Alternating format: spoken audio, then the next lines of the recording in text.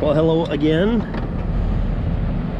I'm doing this video because this is the second time in as many days that I've had to do the very same thing, and not to the same unit. This is two different units, but mini splits are a very perplexing problem because to put in the correct amount of refrigerant, you literally have to pull all the refrigerant out and weigh in the correct amount of refrigerant. And when they leak, of course, you got to try to find the leak and got to try to repair it, and then you got to try to put the right amount in. But now this is the second time I've run across something that's leaked very quickly, but I can't find a leak. And I'm gonna get this sniffer started, and just give me a minute.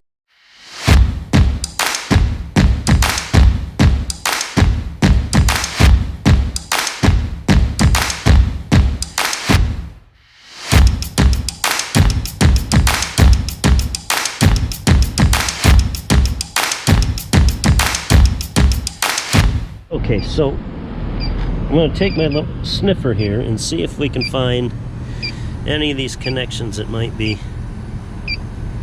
leaking. Of course, right now pressure's really low, right?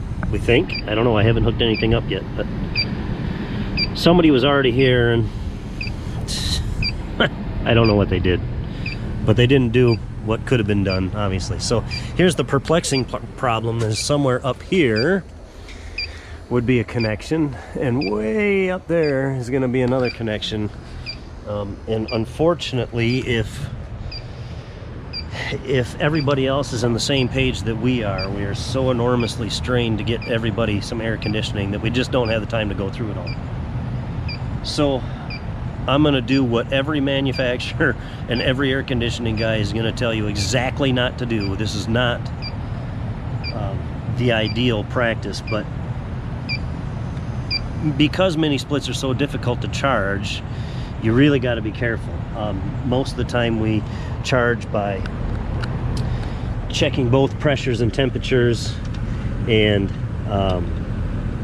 making a calculation, you know, between the pressures and temperatures of how much refrigerant's in it. But I don't have that luxury with mini splits. We can only tell what's on the low side, the low pressure side, and I need to know what's on the low and high to know what the proper pressure is, or what the proper refrigerant setting is going to be. So here's what we're going to do. I can measure both temperatures and I can measure the low side pressure, and I know simply by this sticker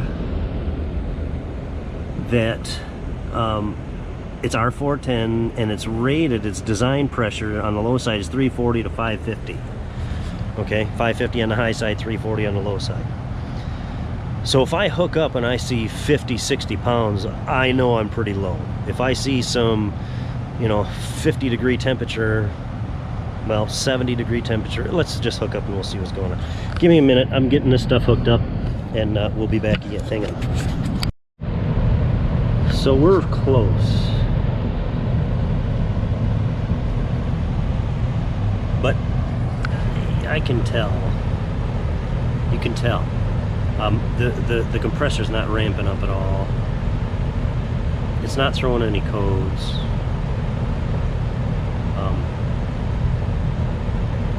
Yeah, it's low. I mean, that 46 degrees, we should be getting a little cooler inside.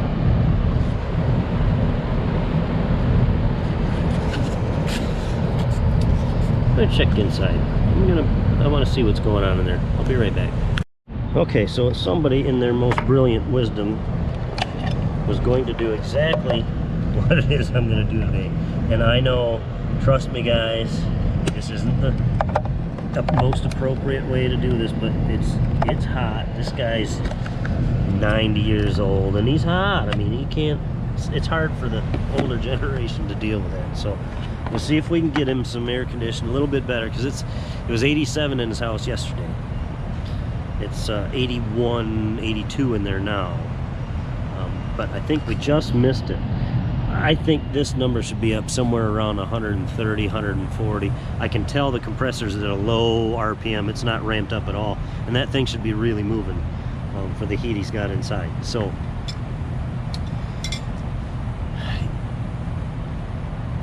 the proper way to do this is to pull the refrigerant out and weigh in the correct charge. I just don't have that kind of time, and I don't have the stuff with me. So I'm gonna add just a little bit, see if we can get the correct temperature coming out of the head, and schedule a time to come back and pull everything out and do it right and find a leak. I'm gonna poke around a little bit today, see if I can find a leak, but I'm not too hopeful. So let me get this all hooked up and we'll add some more here. Okay, we're gonna try to measure this and see if I can show you what's going on here. Taking the probe, I'm gonna hang it up here. Hopefully in the stream of temperature to try to get, I want to see what the temperature of the air is coming out, so that you can see what I'm seeing, because it's cold. It's not hot air. It's not extracting enough heat out of that house. I can tell these things when they're cooling. I mean, it's hot. It's 110 degree air coming out of these guys, especially now. I mean, it's 80 degrees, 85 degrees today.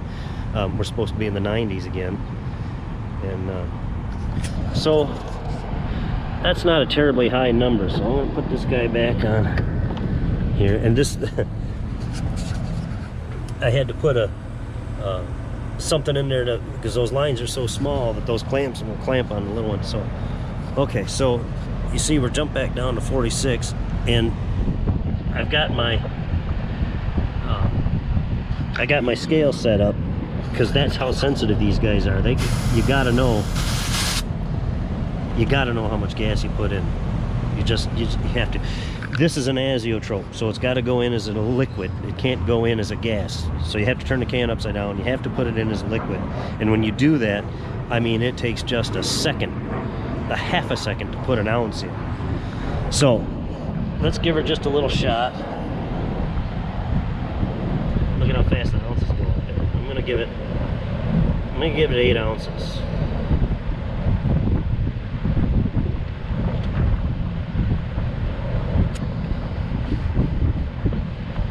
Close enough. And we'll watch our pressure here. See, we went up 4 pounds. See when it circulates back around.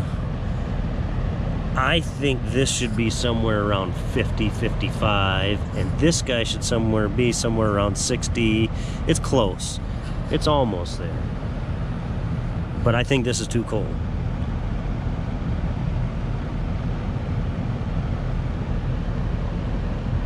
And I'm not feeling any heat coming out of that yet. So slow and steady wins the race. Let's give it a minute, circulate around, and I won't make you wait. Okay guys, smarter heads prevailed, and I went and got the recovery equipment so we can start. It just doesn't make any sense not to pull it down. And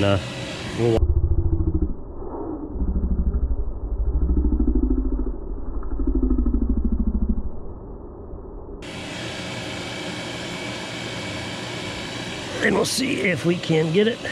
Oh yeah, 300 pounds.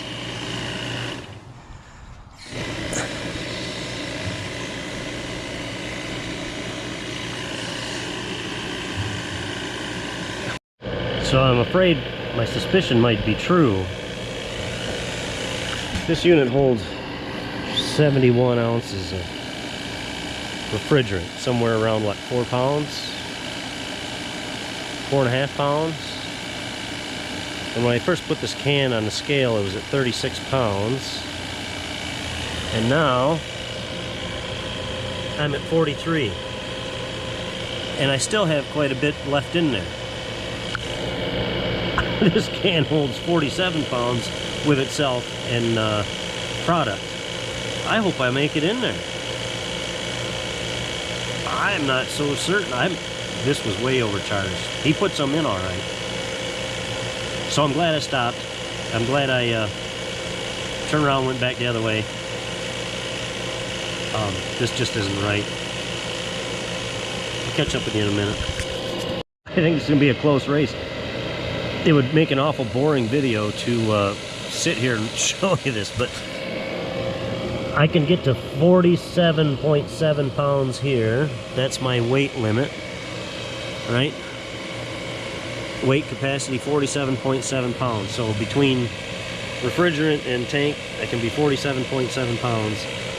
And I've got 16 psi, which nobody can, I can't calculate what that is in refrigerant wise, but I mean, it's coming down to the wire. I'm in the last pound and a half here, and 50. It's gonna be a close race.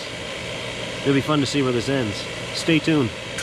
If I had two cameras, I'd split this up and do a picture-in-picture. But I mean, we are just 47.7 is my max, and we're coming down to the wire, boys. It's coming down to it. I'm not so certain I'm gonna make it. That long ago, I would have taken the bet. I'd have bet that it was gonna fit in there, but I'm on the fence, man. We'll see where it goes. Still pretty close to get a can. I mean, you don't get cans that close in weight without changing them out usually, but as we get down to the bottom of this, it's going a little faster on the PSI side, and I still got some room in here yet. So, but this will be the max that can's gonna get. She's gonna go right to the reclaimer and do whatever I think they scrub it and put it in cans.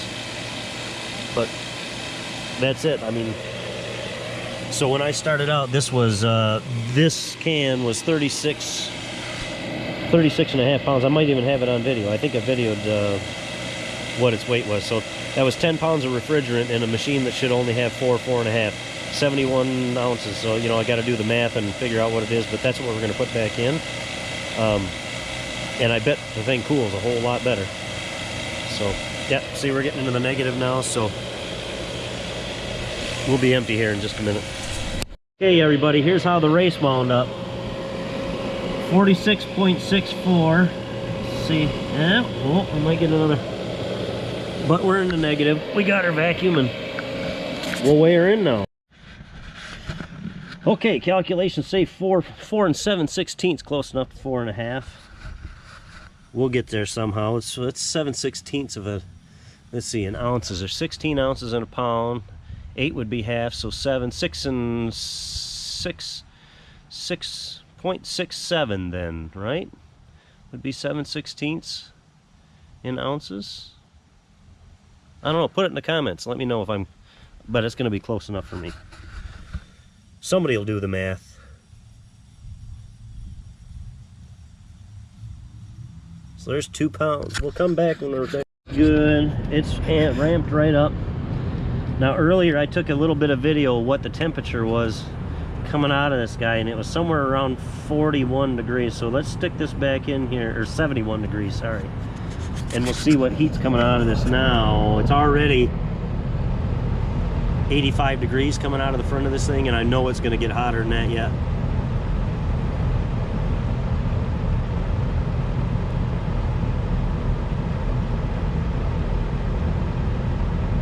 The amazing part is now it's running at wow, 20 pounds. But we got the right refrigerant. But let's just watch this a minute. That's cooling off. But again, we're back at 0. We know where we were. Okay, so here's what we got going on. Still, the thing's running great when it runs, but then it's shutting off.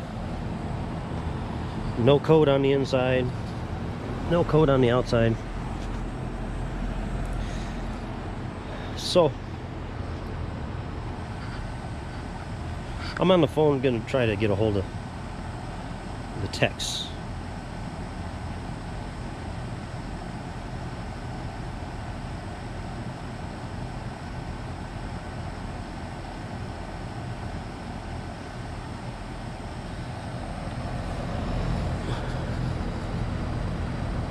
the user's mailbox is full. Can't accept more messages. So they just hang up on me. That's great tech support. So we're going to see if we can sort it out. I don't know what's going on really. I got a couple ideas, but I want to confirm those before we move forward. So I'll come back to you when I know. Well, it became pretty obvious at this point what had happened. The guy before me, you know, overfilled it obviously, trying to get it to run, you know, on a more consistent basis, which, you know, really can cause trouble. So I'm glad I regrouped. I'm glad I pulled that out and got the right charge in there. That got me back to 0, and I was able to get a hold of tech support and found out that that control board won't throw a code for itself being bad. So that's why we weren't getting a code inside or a code outside, and why the compressor wasn't ramping down and why it's just randomly shutting off. So that's good. We got a new control board ordered. We're going to be headed back over there when that comes in, and you know, we'll get this guy taken care of. He's going to run it for now because it is cooling the house some. Try to keep him as best we can, but I sure am thankful that I stopped and regrouped and you know, pulled the refrigerant out, did the right thing, got things, you know, where they're supposed to be, and yeah, so, you know, it's a good thing. So guys, I really appreciate you watching. Don't forget to like, don't forget to subscribe, hit that notification button too so you know when I post something else, and we'll be looking forward to sending you some more stuff, and it should be coming around soon. I got part 4 of the combi boiler coming up real soon, and I'll have another part after that you're gonna want to see too, because I'm gonna do a combustion analysis on that, and and get that guy, you know, tuned in nice, and show the rest of that installation. So again, thanks again. We'll see you on the next one.